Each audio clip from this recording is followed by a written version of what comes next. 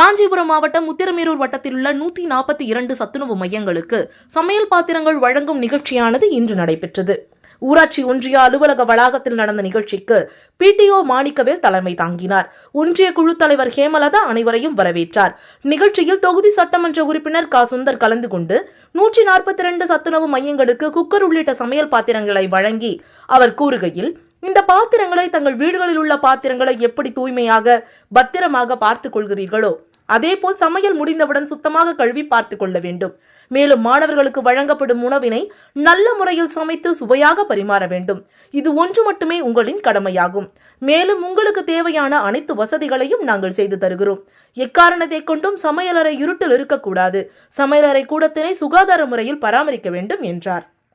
நிகழ்வின் போது துணை வட்டார வளர்ச்சி அலுவலர் வெங்கடேசன், சத்துணவு பேரூராட்சி மன்ற தலைவர் சசிகுமார், உத்திரமேரூர் திமுக ஒன்றிய செயலாளர் ஞானசேகரன் உள்ளிட்ட ஊரக வளர்ச்சித்துறையினர் பலர் பங்கேற்றனர்.